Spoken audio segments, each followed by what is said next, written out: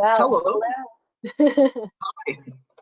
Yeah, we're starting. We're starting here. We're just gonna wait a couple minutes here, maybe 1 or 2 minutes, to allow the remainder of our attendees to join us today for our CELPIP writing workshop. Hi. So my name is Maciej Blaszyk, and I am the Director of Studies for Summerhill Online Academy.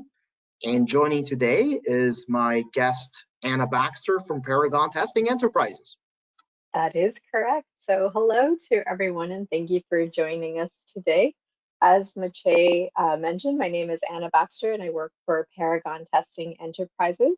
So we develop and administer the CELPIP and CALE tests, which are basically both Canadian proficiency tests.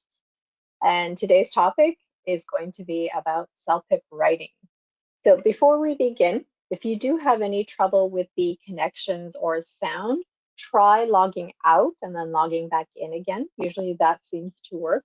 Or if you're using a specific platform, Chrome is very ideal for this type of webinar using GoToWebinars. And you will also note that you are muted. So if you do have any questions, please write them on the chat box and then we'll respond to them accordingly. All right. And your questions are very much welcome throughout. So, so basically, I'm just going to start sharing my screen here. So I hope everybody can see my screen at this point. So, like I said, my name is Maciej Blaszyk. I'm from Summerhill Online Academy. So Summerhill Online Academy is an online post-COVID language school that I started, focusing on CELPIP and IELTS preparation. I'm happy to say that Summerhill Online Academy is an official CELPIP preparation center for Paragon, and we've been very happy to be working with Paragon during this time. So this is not the first webinar we've been doing together. We've previously did a orientation for CELPIP in general, and our last webinar, I believe, was for speaking, for CELPIP speaking. And yes, today we're actually going to be working, our agenda today is we're going to go ahead and talk about CELPIP writing. So we're actually going to talk about CELPIP Task 1, we're going to talk about CELPIP Task 2, and we're going to talk about some of the techniques and expectations that are required for you to score the highest scores possible. And towards the end, we're going to have a Q&A session. So throughout this presentation, please do not hesitate to send your messages. Hi to both of you, Naga J, so I can definitely see your questions here. And I'm going to keep this up here so I can see who is writing any questions. And if you do have questions, please do send them, and we're going to try our best to answer your questions about CELPIP writing. So let's go ahead and start. So let's begin by talking about CELPIP writing task 1. So here it is, CELPIP writing task 1, and of course it's a letter. Now actually both CELPIP task 1 and task 2 are technically letters, right? They're a little bit different in terms of format, but it is totally possible for you to use a letter format for both task 1 and task 2. But for task 1, absolutely, it is a letter. So first of all, when you take a look at your CELPIP writing task 1, you see this background information. So it tells you a little bit about the background of the question. Here's an example. You recently made a reservation for dinner at a very famous restaurant, a very famous and expensive restaurant, right? However, the meal and the service were terrible. The restaurant manager was not available to solve the problem, so you left without a resolution, right? So you're not happy here.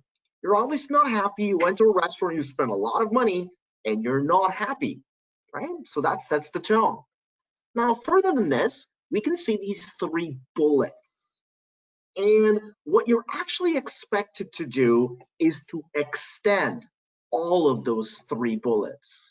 And so when you're extending these 3 bullets, you're giving a lot of details. So really, there are 3 major things that you need to do in order to succeed well in this writing task 1. Step number 1, as I mentioned, highlight every bullet. Now, when I say highlight every bullet, don't miss any of these points. talk about each of those 3 bullets, but you're also going to be extending every bullet. And there's a difference between just highlighting and extending. What we mean by extending is sometimes you may need to use a date. Sometimes you have to give an appointment, even the time frame. So it's about extension, giving enough detail about all of these 3 points. The main thing to remember is how functional is your letter going to be? Because you are supposed to answer these 3 bullets, extend all of these 3 bullets, right? But even if you extend all of these 3 bullets, there's one more category for success, and that's going to be using proper tone. And proper tone is going to be part of that language requirement for writing task 1. So when we mean about tone, of course, it's tone in writing, not in speaking, although both of these are very similar, right? So when you're thinking about extending in tone, I mean, obviously you're looking at this question and you're not happy with this restaurant. You're not happy, right? And you're supposed to describe how you want the restaurant to resolve the problem. But again, using proper tone is going to be the key here. So obviously, what do you want the manager to do? Perhaps you want a refund, right? Now you could say, can you give me my money back, right? But that's very demanding now, isn't it? It doesn't sound very polite. It's demanding. It's a little bit rude. Not very good, not very Canadian of you to be that rude. You could say, can you give me a refund? But then that is a request, but it's still a very direct request. We usually use can when we're talking about immediate situation, an immediate conversation, when the context is immediate, right? Could you give me a refund? A lot more polite. Would you give me a refund? A lot more polite, right? You wouldn't use may you give me a refund, because then you're asking for permission to get a refund. That wouldn't be appropriate tone either, right? So using that polite tone. Again, yes, you could say, would you give me a refund? But when you're thinking about scoring higher in CELPIP, right, your tone must get a little bit better. I would appreciate it if I could receive a refund for this, right? A lot more professional. I would certainly appreciate it if I could receive a refund for this.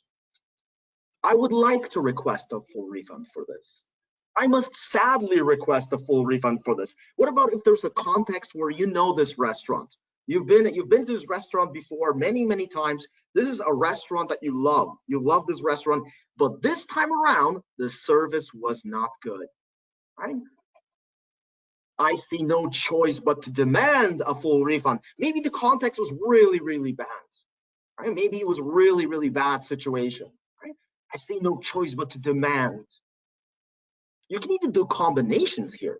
Considering the circumstances, I would appreciate it if I could receive a refund. Or as a dissatisfied customer, I would like to request a full refund. As the meal has not met the standards advertised, I see no choice but to demand. There are a lot of combinations here that you can use. Okay, so a lot of combination you can use. These are also much easier combinations. By the way, these skills are very useful for CELPIP speaking and for writing, because many times in CELPIP speaking, you have to do the same thing. But in writing, it's so specific, it's so important for CELPIP writing, right? 3 easy combinations here. Would it be possible to plus base verb, right? That's when you're asking permission to do something.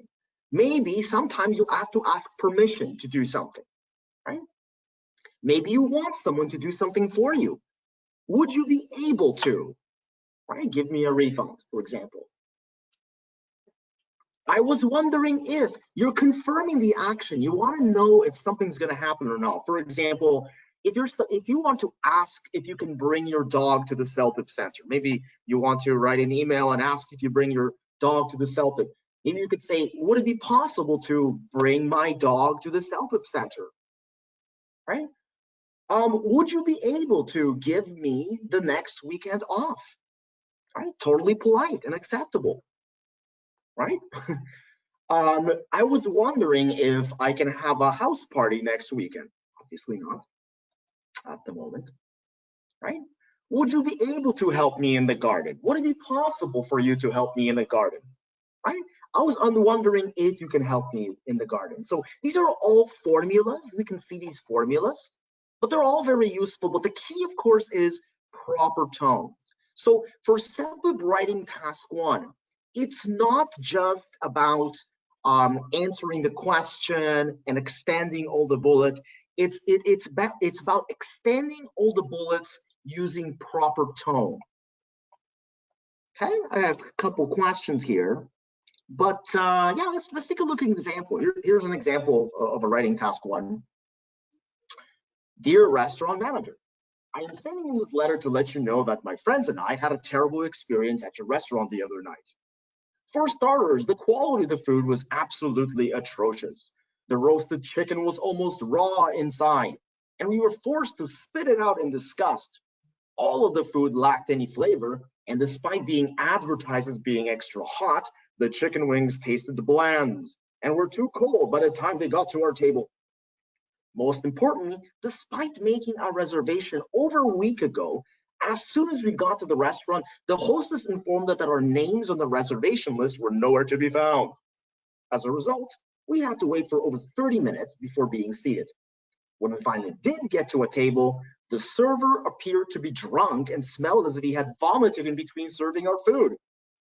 As a dissatisfied customer, I see no choice but to demand a full refund of the price of our meals, which we did not finish anyway. Right? I look forward to hearing from you soon.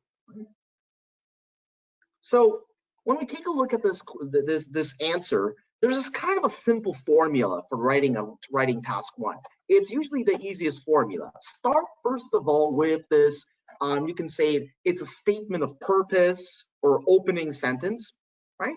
Because when you're writing an email to someone, the first thing you want to do is tell them what you want. What's the purpose, right? What's the purpose of your email? You don't want to just tell the story.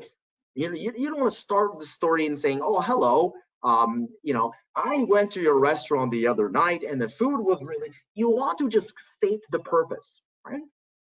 And then once you state the purpose, then you extend all of these 3 bullets. You don't always have to extend in the equal amount, but basically you are going to extend all the bullets. And it's kind of important here because what you want to do is you want to follow the order of those bullets. So you don't want to mix things around.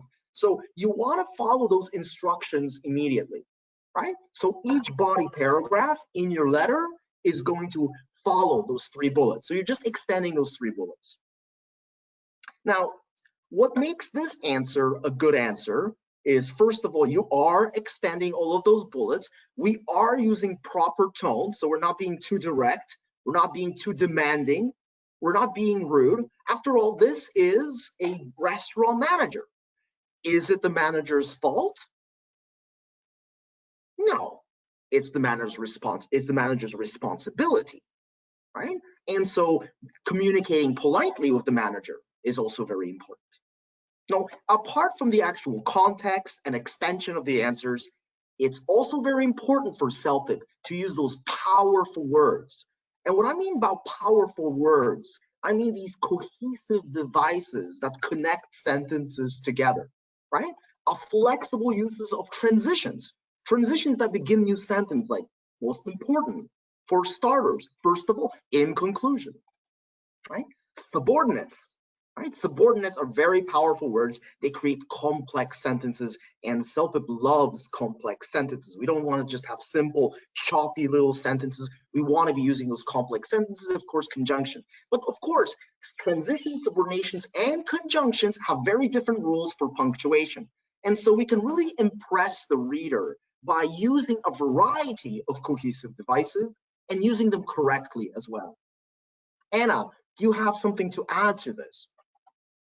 Yes, well, you've said a lot of information already, but I liked how you focused on tone.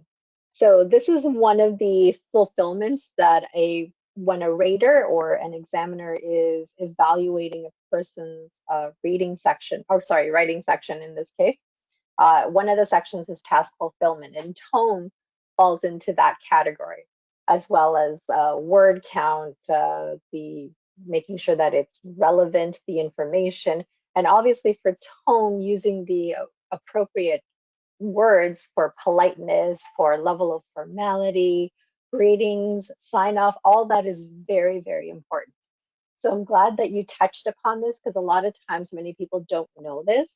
So it is important to reiterate and to inform people that this also has a big importance in writing an email to somebody. So when you do look at the test, you will always have two parts side by side. One will be basically the information and then the instructions. So I'll always make sure that you understand what the information is, what is given. And then when you're writing, I think one of the things, because there was a question from one of our viewers saying, how much should I write? So the instruction says to write from 150 to 200, but it's always best not to go too much over and too much under. So try to always keep it around that word count.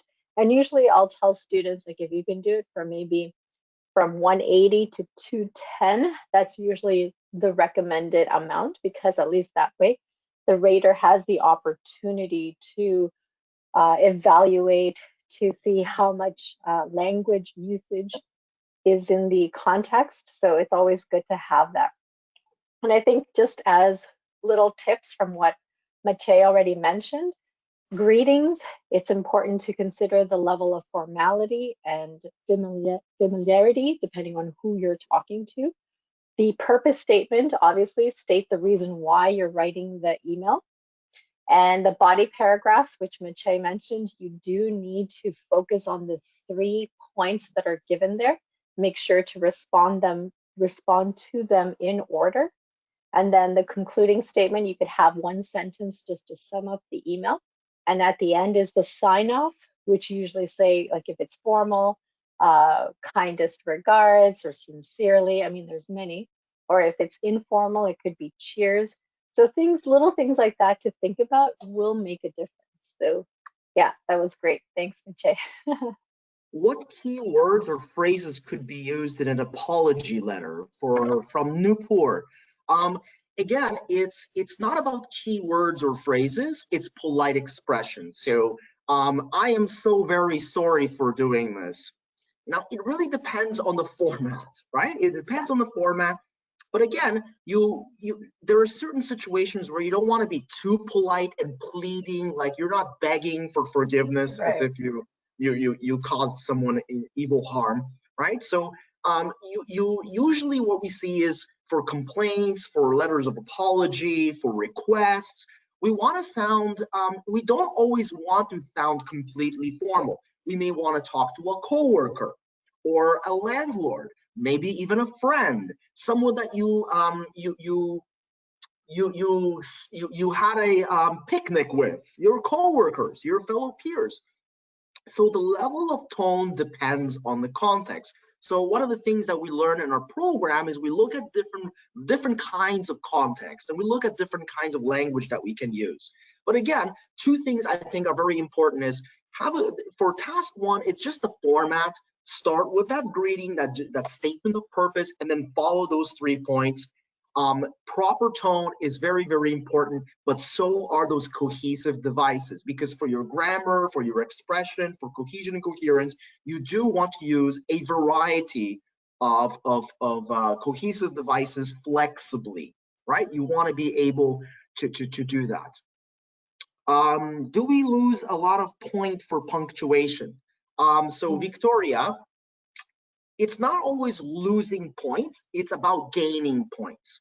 You gain points for good punctuation and good use of cohesive devices. You don't lose points, so to say. So if you think about an examiner, what they're looking for is they technically just want to give you the highest score possible. They're just giving, this is a good answer. These are good uses of key cohesive devices. This seems to be more logical. So it's not like a point demerit system where you're punished or you get points out. You just look at the points, and I mean, you gain a higher score by performing well. So these are some of the key features in writing task one that you actually get you those points. Yeah. This is something really important that Victoria just mentioned.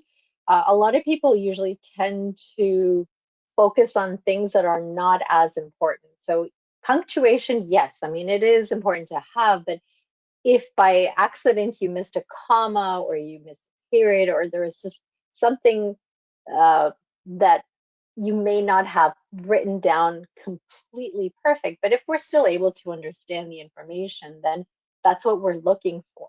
And I know a lot of the times, not just even punctuations, but a lot of people are just solely looking at grammar or just the spelling of a word, but it's the full context that we're looking for. We're hoping that the examiner, when they read it, they can read it from beginning to end. It's organized, they're able to understand the information, it's detailed, it has the right information. So all that makes much more of a difference than just the minimal thing. I mean, punctuation again is important, but if by accident you missed a comma, you're not going to have points deducted for that. So it's always Sorry good about that. to still focus on that without overly focusing on it. Short So good closing question. statement or long, I mean, it should be concise and short, I think. Nice, short, get to the point, right? You don't have to. The bullet points is what you need to be extending more than anything else. I think those bullets are the most important thing for extension. But again, And you can still make grammar mistakes and get a really good score. You really can, because everybody makes slips and some mistakes here and there. And again, as Anna mentioned, it's about the overall picture. What we usually want to do when we're thinking about a preparation program is hold on to a particular structure. And I would say that this is a format that works like every time. It's a good format to follow, and it's good to have a format because you're less stressed. And one other thing I would say is don't write more than 200 words, right? 150, 200 words, because why would you want to write so more, right? You don't, the more you write, the more mistakes you're going to make. And again, yeah, you have to think about the timing. So it's about timing. You should always give yourself time to proofread your answers so you can pick up the mistakes. Everybody makes mistakes. Everybody makes slips when they write. So give yourself time to redo, just look over, right? To look the next, over your answers and proofread your answers. Any more um, questions about writing task one before yeah. we go to writing task two? Then there is a question here. It says, is it really important to use sophisticated words in task one and task two? The idea here is to use appropriate words, not necessarily sophisticated words, because if you're talking to your sister about a trip that you're inviting her to, I'm not going to be using academic words for this. I'm not going to be using high level words. So you have to really know what the context is in order to respond to the or in order to invite, or if you're complaining about something, some type of service, but it's understanding the context and then knowing what vocabulary words to use for that. And there's another question by Shelley about using common phrases or idioms. The best way I can say it, the best tip I can give you about usage of vocabulary is number one, use your colloquial language about topics that you want. If you want to use good vocabulary, think about the context, because here we're talking about a restaurant. So many bad things can happen to a restaurant. Think about stories that you had experience with, right? Think about stories that connected with your life, because when you're extending for those stories, that's when you're scoring higher. Phrasal verbs, yes, even slang to a certain extent.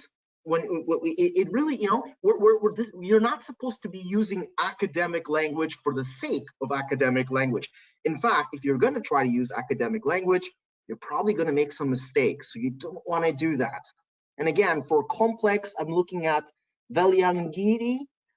We need form sentence for complex. The best way to use complex structures is to use subordinations, right? And then you're always going to be sure that you're not using short, choppy sentence. In terms of grammar, you want to be using that variety of complex sentences. So We do want it, to see that there is a variety, so mhm. that will be important. But even if you're using simple sentences, as long as they're complete sentences, they're still part of the organization, it's easy for us to understand that will still be acceptable. but obviously we want to see the range of vocabulary, the range of context, lexical context that you have. Right. Okay, Um, so let's see, we have, can you explain the introduction? The first part after greeting, please. Well, Maciej already, he already explained it, but for anybody who just entered a little bit later, you will receive this recording. So you'll get all the information already. So we're just going to continue on, but you will definitely get the recording today. So in about, I mhm, think it's like half an hour later, it's automatic. You'll receive it right afterwards. So it usually right. takes about 30 minutes to an hour to receive the information, but you will definitely receive it today. Now for writing task one, the only thing you need to know about the introduction is state the purpose, right? Let them know exactly what your purpose here is, right? You are following this, you're following you're talking about all of these bullets. You're going to talk to them in order, but state the purpose. I mean, imagine if you got an email from someone, you want to know what they want from you, right? So what is it that you want? Why are you writing this, right? So then, of course, talk about those 3 bullets, extend those 3 bullets, right? But important for introduction, state your purpose. So we're going to move to task 2, and task 2 is the same amount of words. It's 150 to 200 words. It's still a letter, but it's not as a survey question. Now, I actually find that writing task 2 is far more challenging to many of our of the candidates that we have. Most of the students, they seem to have many more problems with this because the question is a little bit more restrictive, and it's also restrictive about what it is that you're supposed to be doing. So once again, you have this background information. So here's an example. You work in a very big office. There is a popular and cheap restaurant in the building. The boss is thinking of removing the restaurant and replacing it with a childcare facility for the working mothers in the office. You've been asked to respond to an opinion survey. So you want to give your opinion about this. And you have 2 options. Now, in this question, we have option A, I think we should keep the restaurant. And we have option B, I think we should replace the restaurant with a childcare facility. Now, pay very close attention here to the questions, because there's really one question here. Why do you prefer your choice, and explain your reason for it? So are you going to talk about both points or just one point? Right? You're actually going to have to choose a side. This is not a neutral approach. It's not this or that. You can't talk, you don't want to be talking about both points. You want to clearly choose A or B and stick with it. So a simple structure to think about, right? And it's very important. There's only one question thing, right? There's only one question. But again, you're supposed to write an opinion, and you're supposed to prove your opinion. And it's a really good idea to prove that opinion with more than 1 point. So one thing, and this is hard because you're writing your opinion, and sometimes it's a little bit of a tricky question. You may not know the answer. You may not know how to answer this question very easily. And we don't have a lot of time, right? You have 53 to 60 minutes for both task 1 and 2. And again, that really depends on how you do with the reading and the listening, how quickly you complete those other sections. But basically, you have 3 hours in total to complete your CELPIP. So this is all about time management. So I'm going to teach you one very simple technique to maximize the time you have with writing task 2. Now some students brainstorm, they make mind webs, mind maps, and lists to brainstorm questions, but really you don't have time. You really don't have time. So what I always teach is the thesis statement method. And the thesis statement method is a way of answering all of the question and planning your response in just one strong introduction statement. So example, so a thesis statement is the introduction of your CELPIP task 2. And what the question does, what the thesis statement does is, first of all, it will answer every part of the question. it will provide your clear position. So you provide your clear position about how you think about things. But also, it's like a map that plans the structure of your essay. So for the question we just saw, whether we want to have a restaurant or a childcare facility, we could write a thesis statement that looks like this. I believe we should keep the restaurant because it increases employee productivity and provides a convenient space for business interviews. Okay. Now, this thesis statement, I mean, we could write it the other way around. We could say, I believe we should replace the restaurant with a childcare facility because it would reduce parental leave and allow employees with children to be more productive. Okay, so we're going for the other opinion. But when we take a look at this thesis statement, I like the restaurant more. Personally, I think the restaurant's a better choice, so I'm going to choose the restaurant. And when we take a look at this thesis statement, it has a strong controlling idea. So from the get-go, from the very beginning, we're telling we're giving our position about the topic. And I don't recommend these very long introductions. Some people like this, or it is also possible theoretically to have that. And while both of those things are very important, I choose A instead of B. Get to the point, one short sentence that gives your position. You have that controlling idea. But also, a good thesis statement has these key terms or predictors that predict the structure of the essay. So with a thesis statement like this, if we have a good thesis statement, then we're ready to have a nice essay. And usually I talk about two kinds of essay structures for writing task. You have to choose. Probably like 75% of the time, you're going to get this kind of essay. 100% I like A, 100% I like B. And these predictors will then predict the structure of your essay. So you're going to spend one paragraph supporting idea one, and you're going to write a second paragraph supporting idea two, right? And for this thesis statement, again, when we're looking at these predictors, one body paragraph is all going to talk about increases, how restaurants increase employee productivity, and the second body paragraph is going to tell us how it's a convenient place for business meetings. So with that one thesis statement, we're not wasting time with brainstorming. And remember that when you're writing task 2, when you're writing CELPIP, you're writing on a computer. So you can erase, you can delete, you can move things around, right? But an effective thesis statement will help you to structure your actual letter. So you'll have two body paragraphs that really can extend the structure of your essay, extend your opinion. Now, type A is the first essay. As I mentioned, this is a very simple structure. I prefer this choice because this reason and this reason. Very, very effective. However, you may not always be able to use a type A structure because once in a while, you're going to get a question like this. It looks very similar. Once again, it has background information. You live in a small town of 10,000 people, a large green area in the center of town is underdeveloped. The city has sent an opinion survey to see what residents would like to have built. And again, you have option A. You could have a shopping complex, like an indoor mall. Or you could have a recreational park, an outdoor park. But this question is different because when we look at the main question that we are being asked here, you actually have two questions. Why do you prefer the choice?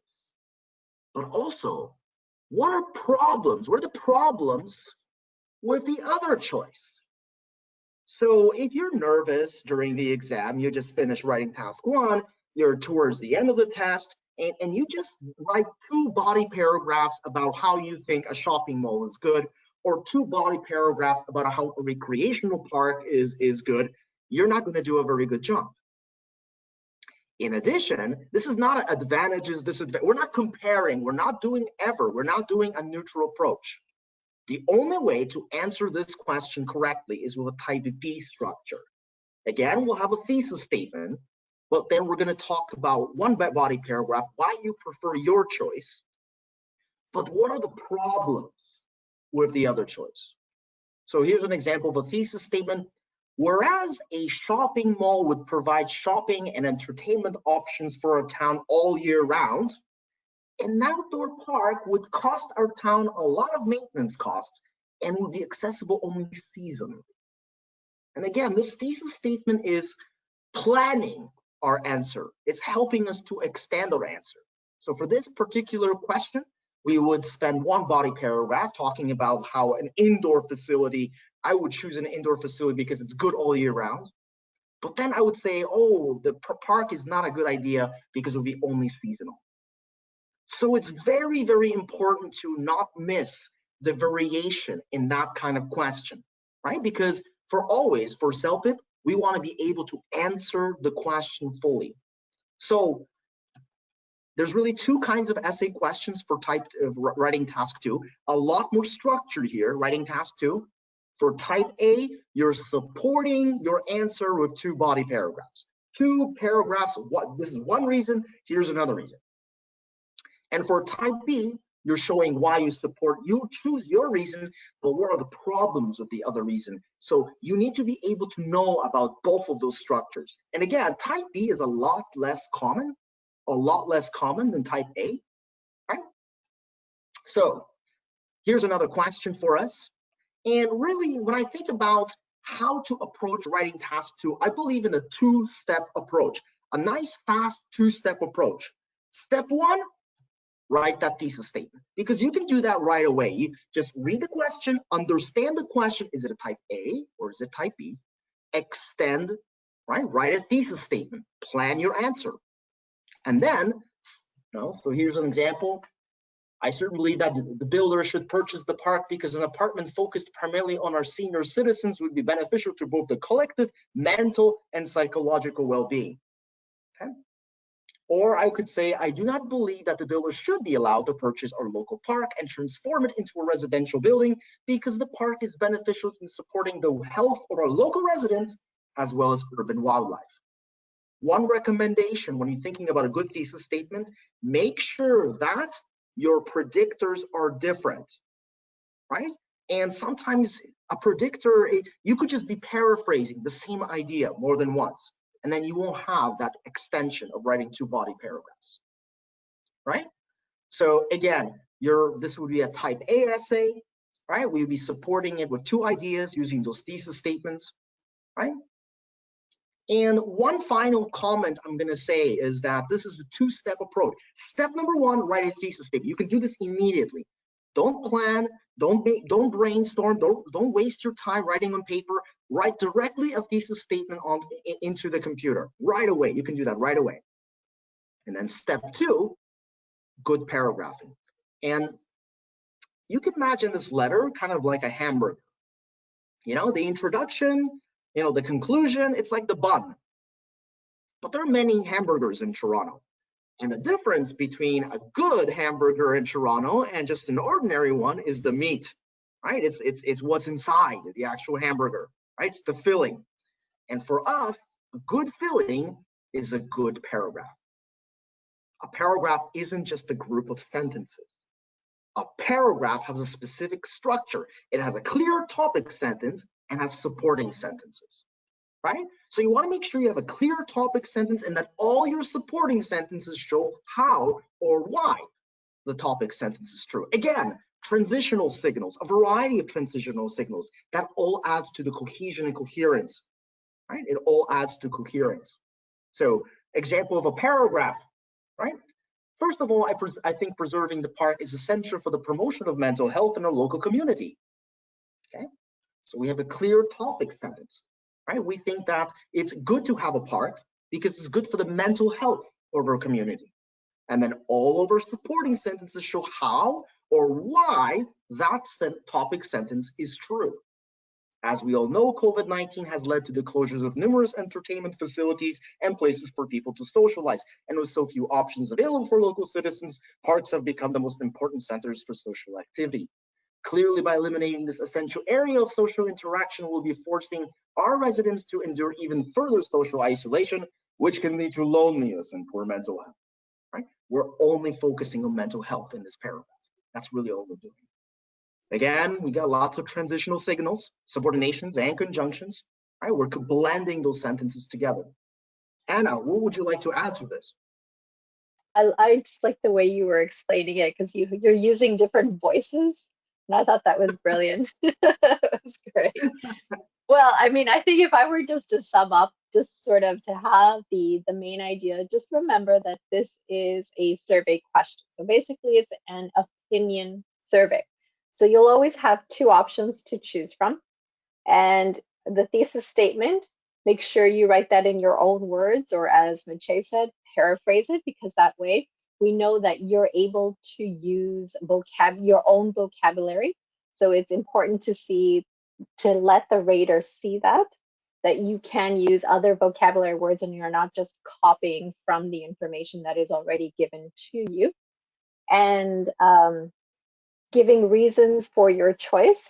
So why, if you're saying why you've selected this choice or why it's better than the other choice, just make sure that you do organize your ideas or your examples and you support those ideas. That's very, very important in this context here.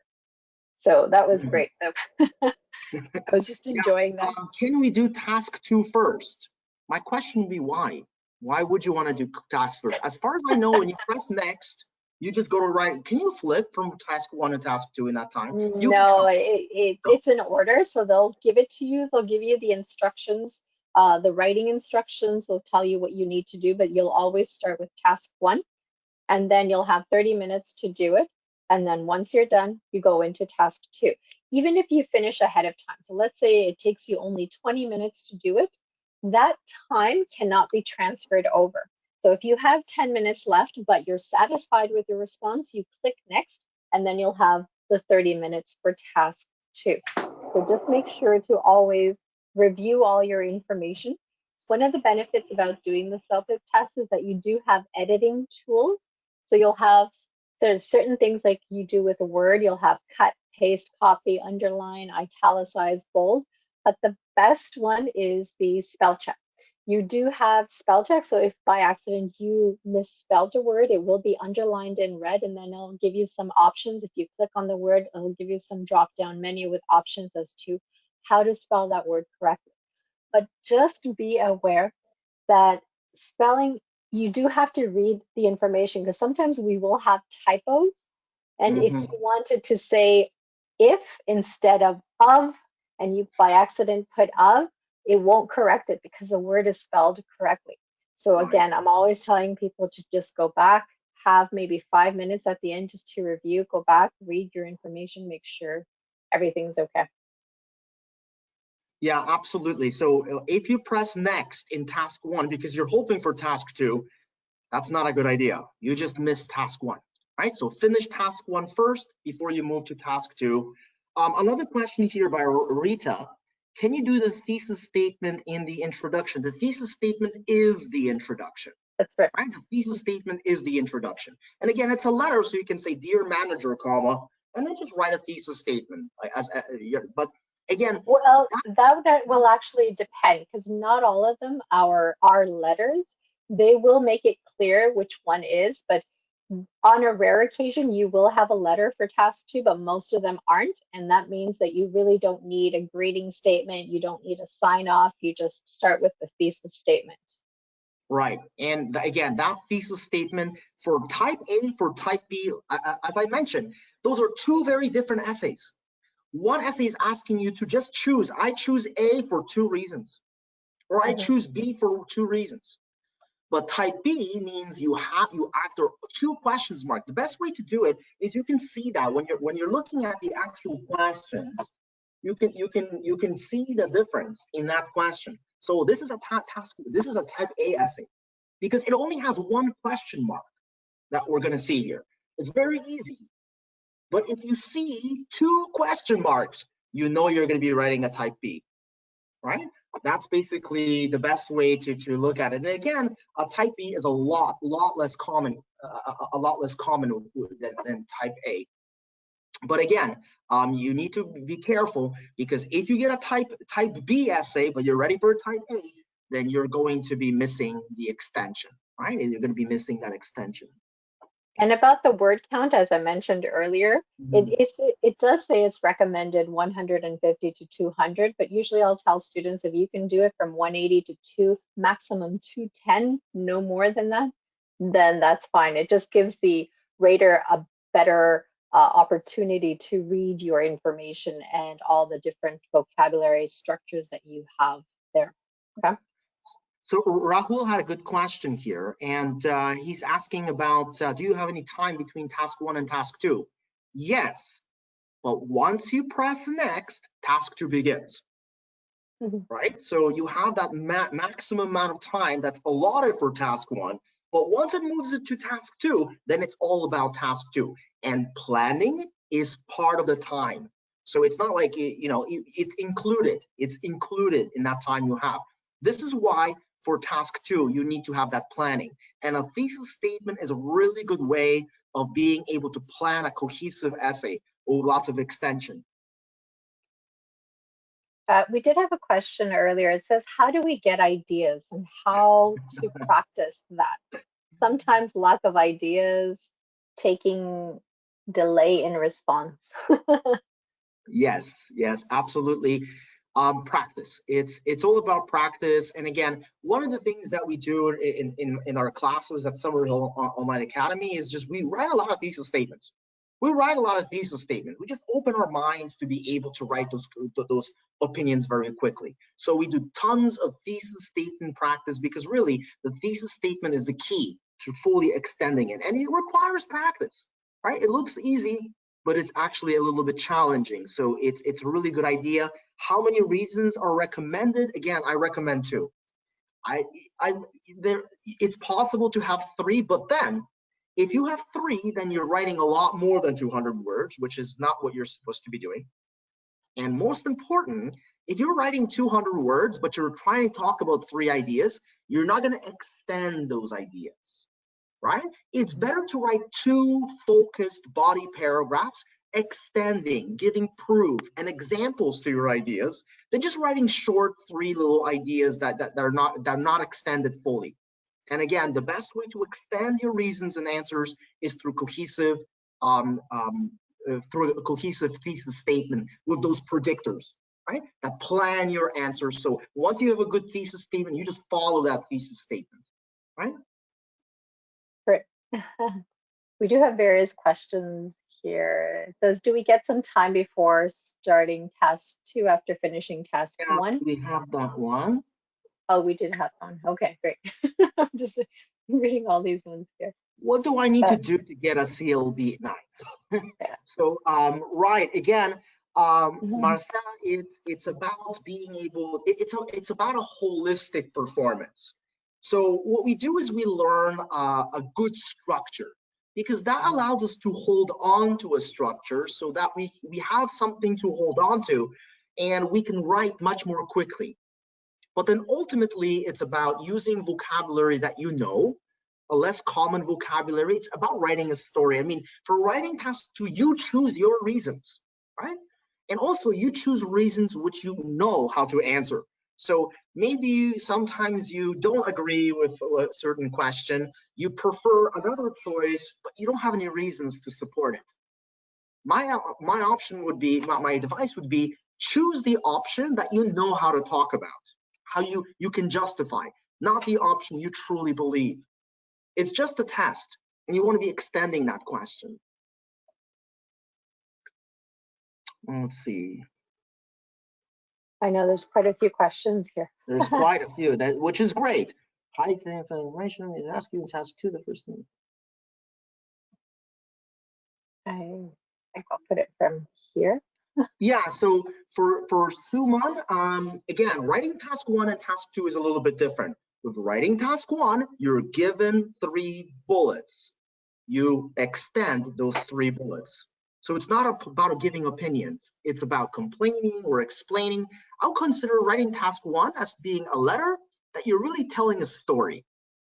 For writing task 2, it's the survey question. They're specifically asking for your opinion. So anything specific to keep in mind for concluding task 2? Okay. So I would say that, again, it's that hamburger model: introduction, conclusion, predictions. Just like I've seen some students write a very formulaic conclusion, right? A formulaic conclusion is a conclusion you can use for any task too. In conclusion, I believe that I have given my support for this opinion, and I will accept whatever opinion you want, but I'm happy to have a chance to give my opinion at this time. That one's story. And it's usually just a sentence, and there are moments where sometimes people don't have the opportunity to write a conclusion, but it's still valid, all the information that you've written. So Yeah. it'll depend really how much information you've written before you think about the conclusion. But if you can put it in, that's great. But if it's not possible, I wouldn't worry so much about it. But yeah. Okay. Suman has another question about supporting ideas in paragraphs. Again, I would say think of 2 ideas to support your opinion for writing task 2, and extend that paragraph: topic, sentence, conclusion, right? So that would be the most coherent: topic, sentence, and supporting sentences. Keep it in paragraph form and you will do well, right? Remember, a paragraph isn't just like 2 sentences long. Extend it. Give at least 2 supporting sentences for your topic sentence, and keep it simple. Topic sentence, supporting sentence. Don't make your final argument at the end. Don't let the reader guess what your opinion is. Straight to it. First one, this is my first reason, my topic sentence. I believe we should keep the part because it preserves mental health. Our second body paragraph will be talking in this thesis statement that we have, for example, mental health and physiological health. These are 2 very different reasons, right? It's not the same. Keeping mental health, keeping physical health. During COVID, we have closures. We need the park for keeping our mental health, but also keeping our physical health. 2 separate ideas that we can be supporting here, right? So we just got an example. But again, keep it at a paragraph form and you shall be fine. You can certainly access my previous webinar. It's available on my YouTube channel. So you can take a look at my YouTube channel. Again, if you look at YouTube and look at Summerhill Online Academy, you'll be able to access my previous webinar, which was focused on speaking. So we will also be sending you the contact information for Maciej. So I'll send you the webinar that you can go to, as well as his email address. So if you need to contact him directly, you'll be able to do so. So you'll receive that in about an hour after this presentation. You will definitely get his information for that. Yeah, go ahead. sorry. No, I was just reiterating one of the questions that we have here. Just to keep in mind, I know I mentioned this already, but if you do finish task 1 earlier and you go into task 2, that time is not transferred over. So you will not be able to have the additional time from task 1. Task 2 is specifically 30 minutes. So. Okay, so Suman, unfortunately, I don't think I'll be able to give you access to your microphone at the time. If you can just go ahead and write it out as best as you can, I'll try to be able to answer it. Rodrigo, thank you for your comment. And again, it's about efficiency. So I've noticed that a lot of candidates that I work with, they'll be writing, and it's kind of like a circular argument, right? Usually, if you're able to write an effective thesis statement with 2 predictors, your writing will be very focused. The problem is when you're writing, and it's not going anywhere, right? So a lot of candidates are going to be writing too much information. They're going to be going over 200 words because they're just firing off different justifications and sometimes even getting off topic.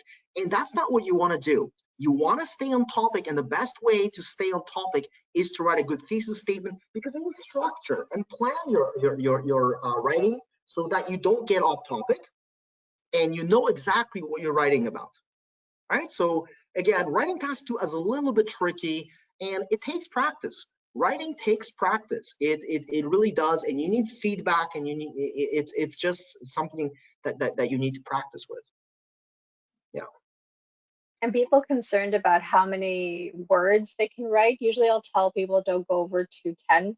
I think the maximum we're looking at is 215, but do not go over that. It's best to keep it under, in around 200 or under 200, but it's best to have it around that range. So don't go too far overboard.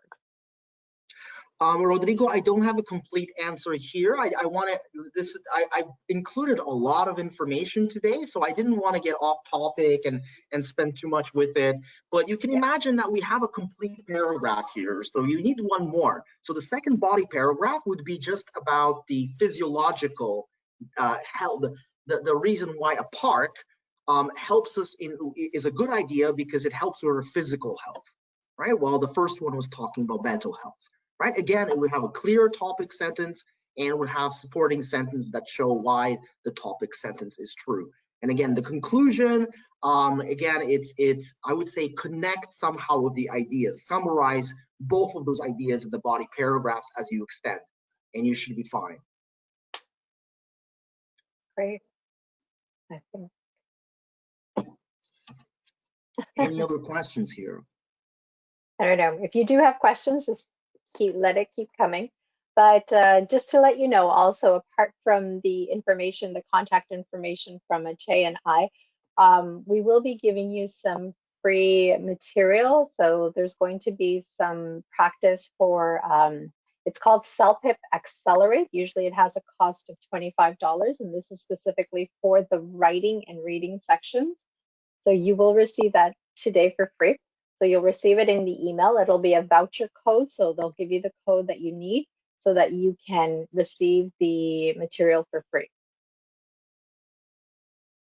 Okay. That's pretty much, we've included a lot of information here. So if you need any more support, we're always happy to help you. If you need more support or you have any questions, you can visit summerhillonlineacademy.com. And you can fill out the CELPIP inquiry form, or you can email me at support@summerhillonlineacademy.com, or you can also visit Anna. You can talk to Anna at paragontesting.ca. So you can go ahead and ask us any questions you want. And again, I'm very happy. And just a reminder here that on Monday, we're opening our next module. So Summerhill On Academy has monthly general CELPIP course. Our next module begins on January 18th. So it's this Monday. It's $650 for 40 hours of preparation. And so it's 4 weeks. It's 2 hours a day, Monday to Friday, for 4 weeks straight. Again, it's all the study materials are included. Paragon has provided us with a lot of feedback and a lot of support for our program. Summerhill Online Academy is an official CELPIP testing center for Paragon. All of our teachers are, including myself, are CELPIP certified. So we have 2 programs. We have a group class and we have private class. Some students need private classes. If you need private lessons, we're happy to do that. If you're, I welcome addition to our upcoming CELPIP general class. It's just such a value. It's a very valuable product. And again, it focuses on listening, reading, speaking, and writing. And if you're curious about that program, you can email me at support@summerhillonlineacademy.com or register at summerhillonlineacademy.com for our inquiry form.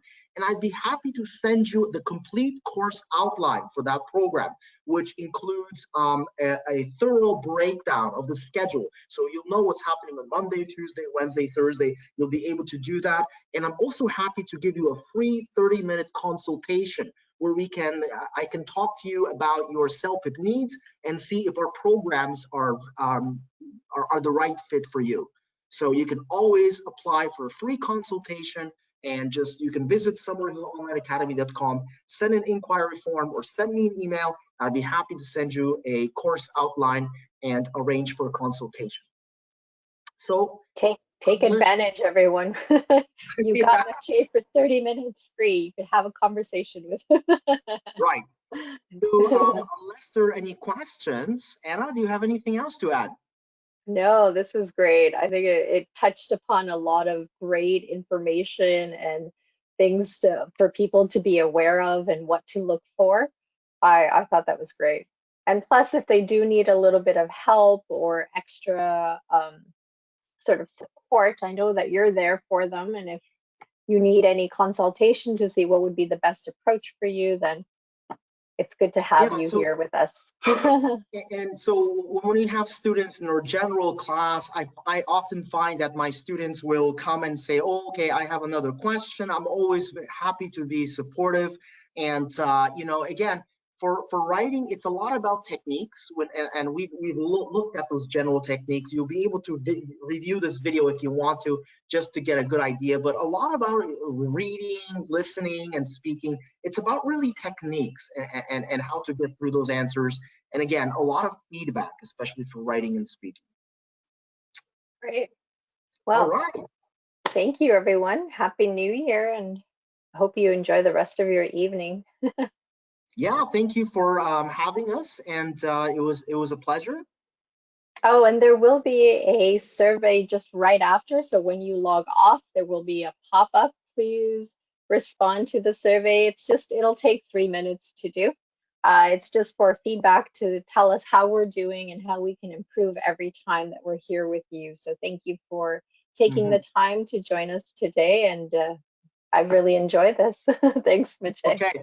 Bilal, you'll have to send me a inquiry form.